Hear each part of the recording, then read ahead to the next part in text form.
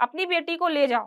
पापा ने कहा क्यों ले जाएं, आप लोग समझ लो, हमें क्यों बुला रहे हो बीच में। बोले नहीं, ससुराल में झगड़ा करो, पति से झगड़ा करो, अपना घर बर्बाद करो। ये माँ भड़काती है। आप समझ रहे हो ना बात को। अब कोई माँ कैसे भड़का सकती है, अपनी बेटी का घर कैसे तोड़ सकती है। मेरा उदाहरण देकर कहते हैं कि बेटी हो तो रक्षा जैसी। मैं बहुत अच्छे से समझती हूँ कि 80% लड़कियों को इन चीजों को फेस करना पड़ता है। नमस्कार, मैं हूँ रक्षा गुप्ता।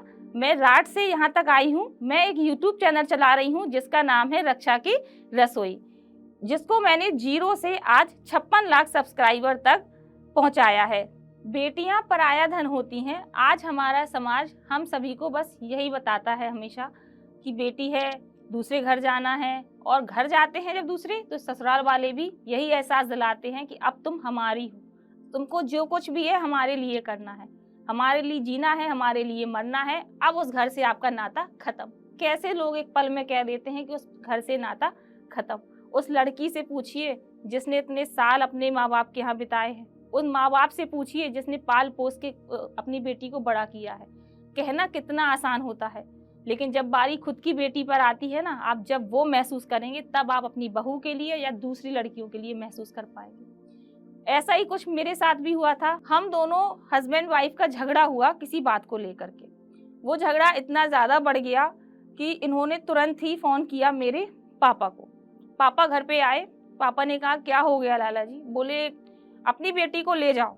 पापा ने कहा क्यों ले जाएं, आप लोग समझ लो, हमें क्यों बुला रहे हो बीच में। बोले नहीं, ले जाओ इसको। उन्होंने नहीं मानी और उन्होंने मेरे पापा को गाली गलौज करना स्टार्ट कर दिया। तो वो पल मुझे तोड़ के रख दिया। उस पल से मैंने ठान लिया था कि अब मैं एक भी नहीं सुनने वाली। उन्होंने मेरे पापा की इतनी बुरी तरह से बेइज्जती की, जिनकी कोई गलती भी नहीं, जिन्होंने कभी आपको फ़ोन करके कभी कोई बोला भी नहीं कुछ भी, उनको आपने इतना कुछ बोला। तो उस दिन मैंने ठान लिया था कि अब मैं नहीं सहने वाली, मैं इनके अत्याचार नहीं सहूँगी, ये गलत मैं नहीं सहूँगी। फिर ये पूरी तरह से गलत है। आप और कुछ चीज़ में हमें बोल सकते हो, लेकिन मेरे घर के लिए, मेरे माँ बाप के लिए मैं बर्दाश्त नहीं कर सकती। और हमारे यहाँ एक चीज़ और होती है, अधिकतर लड़कियों को फेस करनी पड़ती है कि जब भी सबसे बड़ी बात, लड़की हमेशा अपनी माँ से जुड़ी होती है, पिता से ज़्यादा माँ से बात करती है। तो होता क्या है, जब माँ से बात करती है तो ससुराल वालों को क्या लगता है कि दिन भर माँ से बात करती है, माँ भड़काती है। ससुराल में झगड़ा करो, पति से झगड़ा करो, अपना घर बर्बाद करो, ये माँ भड़काती है। आप समझ रहे हो ना बात को। अब कोई माँ कैसे भड़का सकती है, अपनी बेटी का घर कैसे तोड़ सकती है। किस माँ बाप को सुकून मिलता होगा अपनी बेटी का घर तोड़ने में। आप और दूसरी चीज, वो चाहते हैं मेरी बेटी राज करे, बस उसी का राज चले। ऐसा नहीं है, लेकिन हर माँ बाप को ये लगता है कि उसकी बेटी की इज्जत हो, उसे सब कोई प्यार दे, स्नेह दे। ये कोई नहीं सोचता है कि उसकी बेटी ही एकमात्र राज करे। ये गलत फहमियाँ होती हैं जो कि ससुराल वाले रखते हैं। वो क्यों रखते हैं? सिर्फ अपनी बहू के लिए। जब उनकी बेटी की बारी आती है ना, तो उनको लगता है मेरी बेटी राज करे, वही चीज़ उनके साथ होती है, लेकिन उन्हें वो चीज़ समझ में नहीं आती है। मुझे भी कई तरीके से दबाए जाने की कोशिश की गई कि मैं मायके वालों को छोड़ दूं या मायके वाले मेरे यहाँ आना छोड़ दें, बट मैंने किसी की नहीं सुनी। जितना हो सका, ठीक है आपका घर है, नहीं आएंगे आपके घर पे, लेकिन आप मेरे दिल से थोड़ी ना मेरे माँ पापा को उतार सकते हो। वो मेरे लिए सब कुछ है, जिसने अपनी इकलौती बेटी को पाल पोस के, बेटी 1 हो या 10 हो, सबको प्यारी होती है हर माँ बाप को। मैंने किसी की नहीं सुनी। मैंने इतना संघर्ष करके, तिनका इकट्ठा करके इस मुकाम तक अपने आप को पहुंचाया कि आज मुझे कोई दबा ना सके। वही समाज, वही लोग, वही रिश्तेदार मेरा उदाहरण देकर कहते हैं कि बेटी हो तो रक्षा जैसी। जिसने इतना संघर्ष किया, इतने साल अपने पति से अलग रही, फिर भी अपने माँ बाप का साथ नहीं छोड़ा और आज माँ बाप के लिए जी जान से सब कुछ करती है।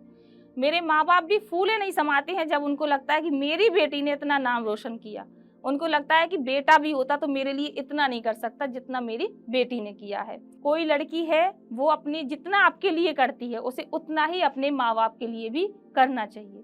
मैं मानती हूँ उतना कर नहीं सकती, लेकिन आपका धर्म बनता है, आपका कर्तव्य बनता है, आप उसको रोक टोक ना करें। मैं आज वही आप सबसे कहने वाली हूँ कि आप लड़की हैं, आप अपने आप को कमजोर ना समझे। कोई जरूरत नहीं है किसी के कहने पर अपने माँ बाप को छोड़ने की। आप ऐसा करके दिखाएं कि किसी ने ना किया हो। मैं बहुत अच्छे से समझती हूँ कि 80% लड़कियों को इन चीज़ों को फेस करना पड़ता है, लेकिन कुछ लोग इस वजह से दब जाते हैं, उनके माँ बाप गरीब हैं, कुछ लोग सोचते हैं हम कहाँ जाएंगे, कुछ लोगों की बेटियाँ होती हैं, हर तरीके से ससुराल वाले दबा देते हैं। ये बिल्कुल गलत है। आपकी पहचान आपके माँ बाप से उतनी ही है जितनी आपकी पहचान अपने पति से, ससुराल वालों से है। तो कोई ज़रूरत नहीं है अपनी पहचान को अलग करने की।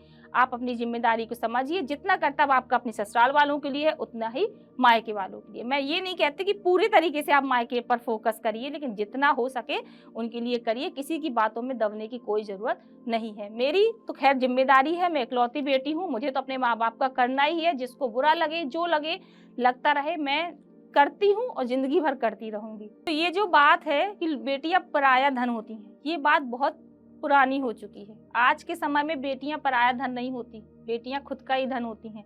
जिस माँ बाप ने जन्म दिया है वो उन्हीं का धन है। तो किसी को इस चीज़ में अपने आप को नीचा देखने की या कोई दिखाता है तो दबने की ज़रूरत नहीं है। पहले के टाइम पे मैं देखती थी कि बहुत अत्याचार होते थे, औरतें दबती थीं, लेकिन अब हर लेडीज़ अपने आप में इतनी सक्षम हो चुकी है कि वो किसी से ना तो झुकती है। जो सच है, सच का उसको, जो गलत है उसका विरोध करेगी और सच के साथ रहेगी। वही मैं आपको संदेश देती हूँ। आप चाहे मुझसे सीखिए, चाहे और भी बहुत सारी लेडीज़ हैं जिन्होंने बहुत कुछ कर दिखाया है। तो मैं इकलौती बेटी हूँ, इसलिए मैं आपको बार बार ये संदेश दे रही हूँ कि मैं इकलौती बेटी होते हुए भी मैंने अपने माँ बाप के लिए सारे वो कर्तव्य निभाए जो एक बेटे को निभाने चाहिए, और मैं आगे भी ऐसे ही निभाऊंगी। तो अब ये सोच बदलिए, बेटियां पराया धन है, ऐसा कुछ नहीं है। आपकी भी बेटियां होंगी, आप भी उनको ऐसे ही संस्कार दीजिए कि आगे वो चल के किसी से दबे ना या झुके ना।